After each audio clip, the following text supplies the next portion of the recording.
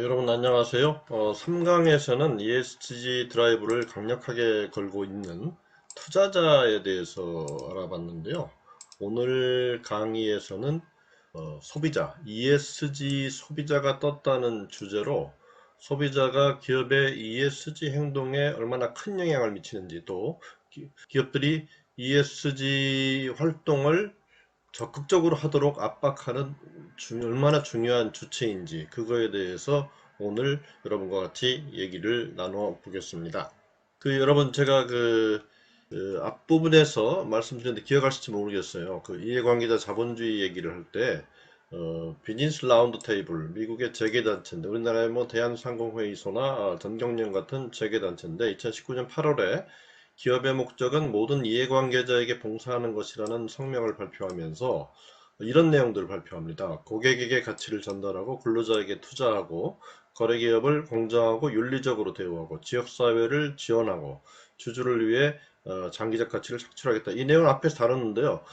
이 5가지 이해관계자에 대해서 얘기를 하는데, 고객, 소비자를 맨 앞에 위치시켰잖아요. 소비자에게 가치를 전달하겠다. 그만큼 소비자의 위치가 중요하다. 소비자가 중요한 역할을 하고 있다. 이런 의미로 보시면 될 것 같고요. 조금 더 구체적인 얘기는 다음 페이지에서 다루겠습니다.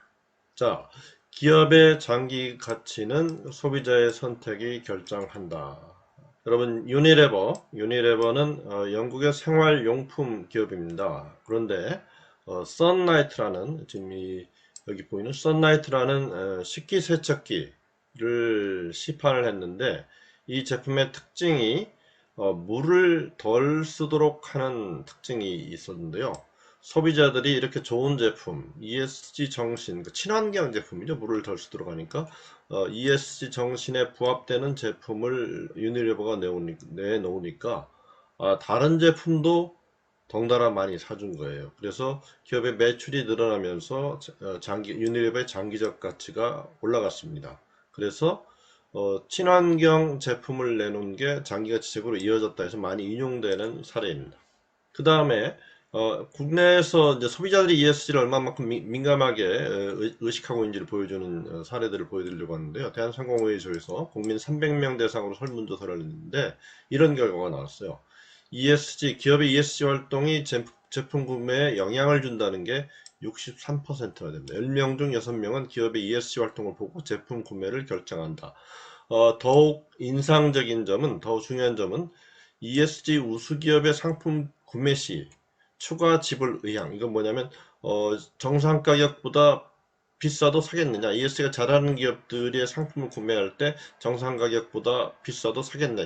이런 질문이죠. 왜냐하면 ESG 우수기업들은 예를 들어서 친환경 투자를 하게 되면 이제 비용이 더 늘어나기 때문에 가격이 올라갈 가능성이 있습니다. 그럴 때 소비자들이 어떻게 대응할 것이냐, 반응하느냐를 물어보는 질문인데, 추가 지불 의향이 있다는 사람이 10명 중 9명이에요. 추가 지불할 의사가 없다는 게 11%, 1명에 불과합니다. 10명 중 9명은 ESG를 잘하는 기업의 제품이 비싸더라도 사겠다.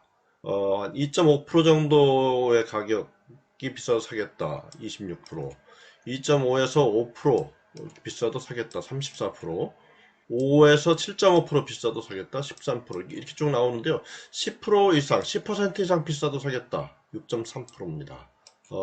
ESG 우수기업이 만든 제품에 대해서 긍정적인 구매 의사를 보여주고 있습니다.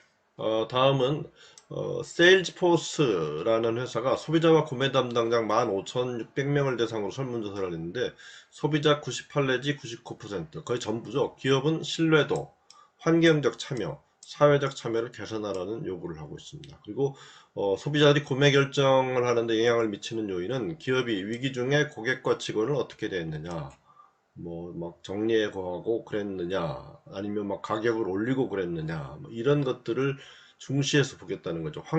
친환경 활동을 하느냐, 경제적 불평등에 대한 조치를 취하고 있느냐, 지역사회에 공헌하고 있느냐, 이런 것들을 보고 구매 결정을 한다는 겁니다. MZ세대 요즘 많이 하고 있죠. 젊은 세대. M세대는 1981년에서 1996년에 태어난 세대고요. Z세대는 1997년에서 2010년 사이에 태어난 세대입니다. MZ세대 85%는 10명 중 8명 또는 9명은 위기 중 기업이 직원을 어떻게 대했는지를 중시하고 있어요. 기업을 볼 때, 제품 구매를 할 때. 이런 결과, 비슷한 결과들이 이어집니다.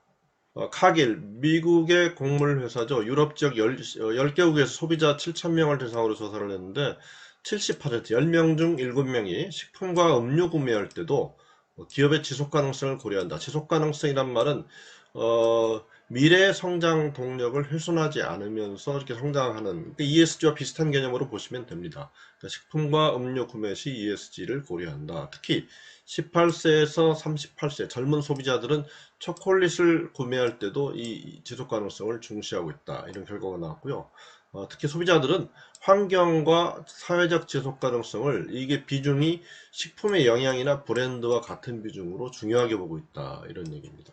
또 딜로이트 조사에서는 영국 고객들이 은행 선택을 할 때 ESG를 잘하고 있는 은행을 고려하는 비중이 71%, 10명 중 7명이에요.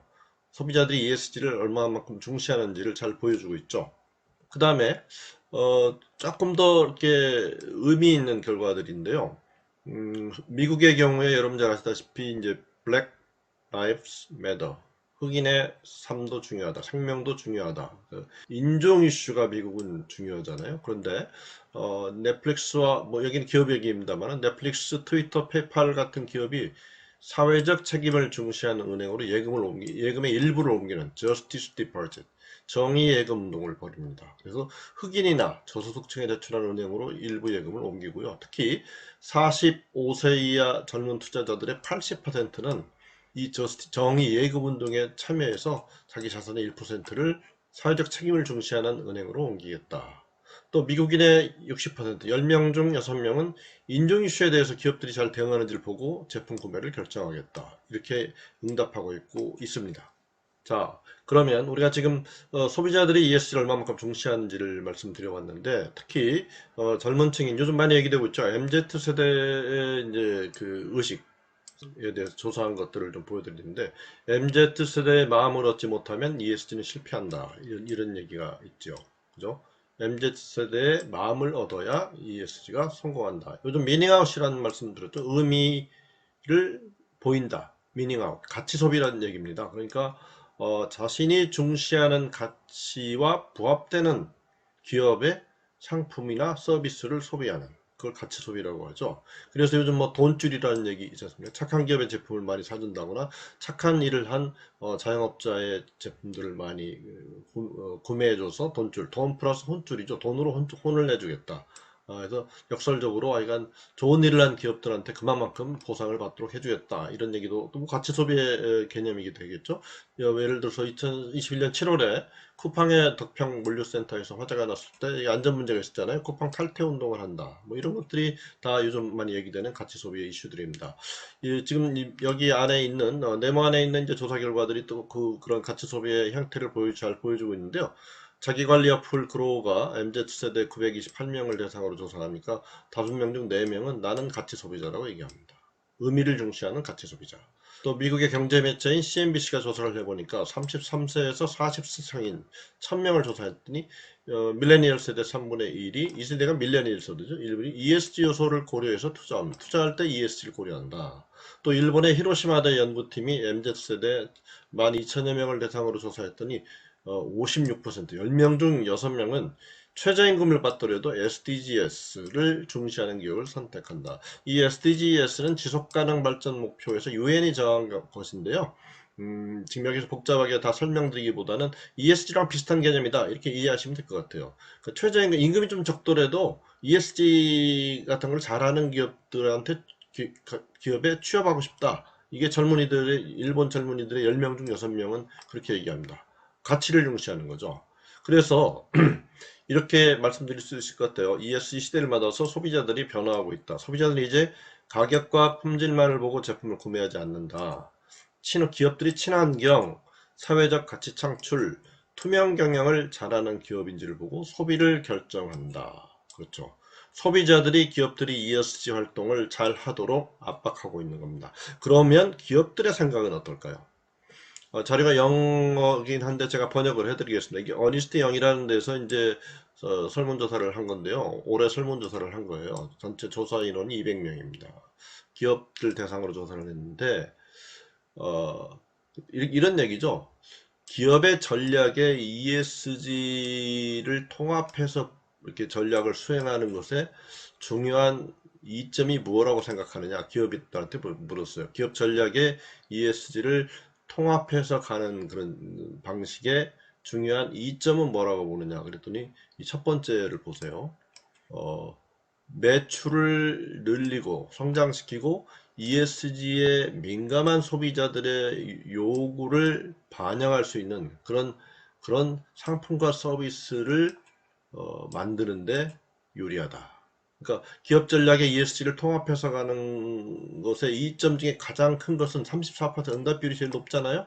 ESG에 민감한 수요자들의 요구를 충족시키는 그런 제품을 생산하는데 유리하다라고 했죠. 기업들도 ESG에 민감한 소비자들의 반응을 제일 중시하고 있는 거죠. 그 비슷한 것들을 보게 되면 여기도 있어요.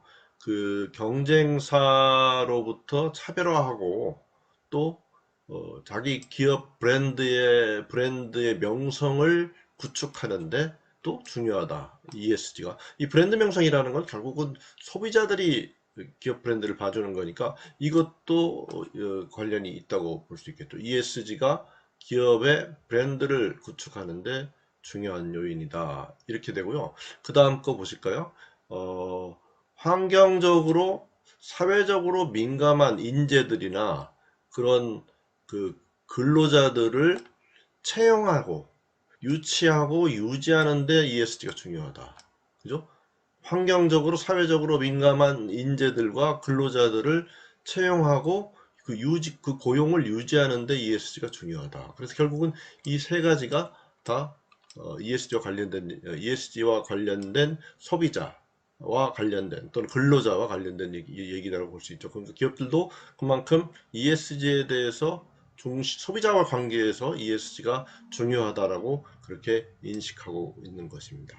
네, 오늘은 기업들이 ESG 활동을 적극적으로 수행하도록 또 수행하지 않으면 안 되도록 소비자들이 어떤 태도로 압박하고 있는지 그런 내용에 대해서 여러분들하고 얘기를 나눠 봤습니다. 시청해 주셔서 감사합니다.